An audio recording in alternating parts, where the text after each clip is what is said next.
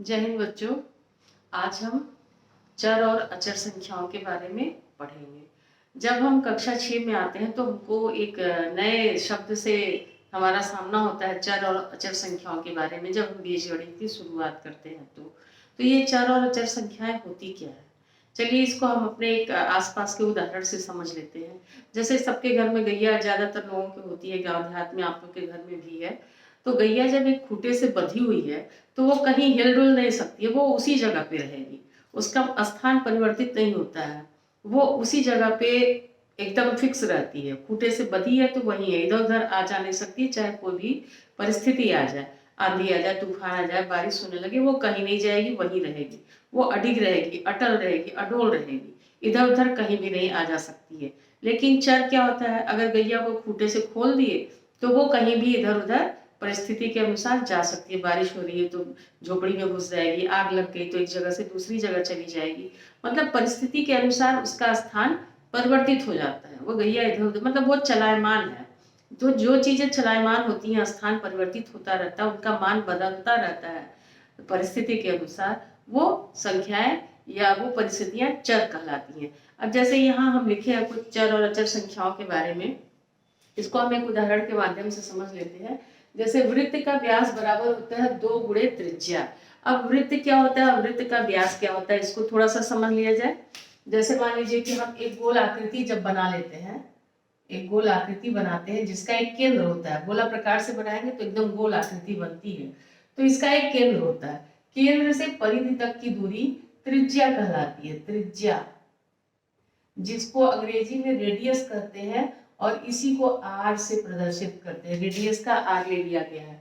अब व्यास क्या होता है, एक परिधि के एक छोर से दूसरे छोर तक की दूरी, एक छोर से दूसरे छोर तक की दूरी, जिसका ये होता है कि केंद्र से होकर के जानी चाहिए। व्यास का मतलब ये है कि हम यहाँ से नहीं खींच देंगे, यहाँ से नहीं खींच देंगे, कि परिधि के एक छोर से दूसरे छोर तक की दूरी जो केंद्र से होकर के जाए वो क्या कहलाती है, व्यास कहलाती है। व्यास, इसको अंग्रेजी में डायमीटर कहते हैं और शॉर्ट फॉर्म में इसका डी ले लेते हैं। तो ये हम थोड़ा सा आपको त्रिज्या और व्यास के बारे में बता दिए। अब यहाँ देखिए, वृत्त का व्यास बराबर 2 गुणे त्रिज्या होती है। हम ये सूत्र होता है, तो व्यास को डी से डिनोट कर दिए और त्रिज्या को आर से कर दिए। 2 इसमें दिया ही है सूत्र में। यहाँ एक तालिका बना लिए हैं, इस तालिका में हम यहाँ पर आर यानी कि त्रिज्या का मान रख रहे हैं। जब त्रिज्या का मान आर 3 सेंटीमीटर है तो उसका व्यास क्या हो जाता है। व्यास का फार्मूला यहाँ देखिए, 2 गुणे त्रिज्या, 2 आर लिखे हैं तो 2 लिख दिए, और आर की जगह अगर इसका मान 3 नहीं है तो 3 ले लिए। तो 2 गुणे 3 बराबर 2 तिहाई 6 सेंटीमीटर इसका व्यास हो गया। अगर त्रिज्या हम 5 ले लिए और यहाँ सूत्र में 5 रख दिए तो 2 गुणे 5 बराबर 2 पच्चे 10, इसका मान 10 सेंटीमीटर हो गया। अगर त्रिज्या 10 ले लिए तो यहाँ 2 गुणे 10 यानी त्रिज्या का मान 10 है, और सूत्र में तो ये 2 पहले से ही लिखा हुआ है, ये सूत्र ही में है। तो 2 गुणे 10 बराबर 2 दहा में 20। अगर इसका मान हम आर ले लेते हैं तो यहाँ भी 2 का मान यही रहेगा जो फिक्स है, और त्रिज्या का मान आर लिया है तो ये 2r हो गया। जब गुणे के रूप में अचर और चर संख्याएं दोनों लिखी जाती है तो ऐसे ही लिखी जाती है, इनके बीच में कोई चिन्ह नहीं रहता है। इसका मतलब ये है कि ये 2 गुणे आर है। तो कुल मिला के कहने का मतलब ये है कि इसमें हम देख रहे हैं कि ये जो 2 का मान है, सूत्र में जो 2r है, वृत्त का व्यास बराबर 2r होता है, 2 गुणे त्रिज्या होती है। तो ये 2 हर परिस्थिति में 2 का मान 2 ही है, ये बदल नहीं रहा है। त्रिज्या चाहे कुछ भी है, त्रिज्या का मान कभी 3 है, कभी 5 है, कभी 10 है, कभी r है, लेकिन 2 यहाँ पर हर परिस्थिति में हर जगह पर 2 का मान 2 ही है, ये बदल नहीं रहा। और जब त्रिज्या का मान बदल रहा है तो यहाँ पर इसका व्यास का मान भी बदल जा रहा है, यानी r बदल रहा है और d बदल रहा है। तो ये संख्याएं जो है ये चर संख्याएं कहलाएंगी। और ये जो 2 लिखा है, 2 लिखा है, जो हर जगह पर 2 का मान 2 ही रखा हुआ है, तो ये 2 जो है ये फिक्स है, ये बदल नहीं रहा है, यानी कि ये 2 जो है अचर संख्या हो गई। ठीक है, तो यहाँ पर r और d का मान बदल जाता है लेकिन 2 का मान नहीं बदलता है, इसलिए r और d चर संख्या है और 2 अचर संख्या है। अब देखिए यहाँ पर कुछ प्रश्न ले लिए हैं चर और अचर से संबंधित। जैसे यहाँ पर 5x² y² z³ इसमें चर और अचर संख्या का मान बताना है कि क्या है, कौन सी चर संख्या है और कौन सी अचर संख्या है। यहाँ हम देख रहे हैं, क्या दिख रहा है आपको, 5। 5 क्या है, 5 अचर संख्या है, 5 अचर है। और x y z, x y और z ये चर है। अब आप ये मत कह दीजिएगा कि मैडम यहाँ पर 2 है तो ये अचर क्यों नहीं है, यहाँ पर भी 2 है, यहाँ 3 है तो ये अचर क्यों नहीं है।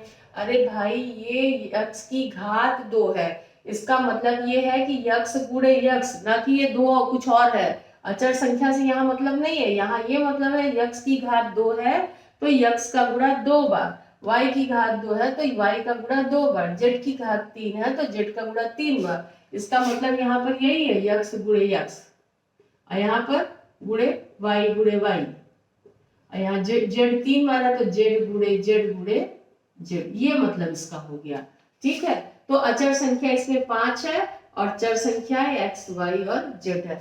अब ये अगला सवाल है, इसमें देखिए बताइए, 7 जो है ये अचर संख्या है, 7 अचर है और x और y चर है। ठीक है, यहाँ भी घात है, वही बात ऊपर वाली है। अब यहाँ देखिए, a के घात 3, a के घात 5 है, यहाँ पर चर है, सिर्फ चर, इसका मान जो है वो a है। तो क्या निष्कर्ष निकला है इससे कि ऐसी अक्षर संख्याएं जिनका संख्यात्मक मान विभिन्न परिस्थितियों में बदलता रहता है चर कहलाती है। इन्हीं को अंग्रेजी में वेरिएबल कहते हैं।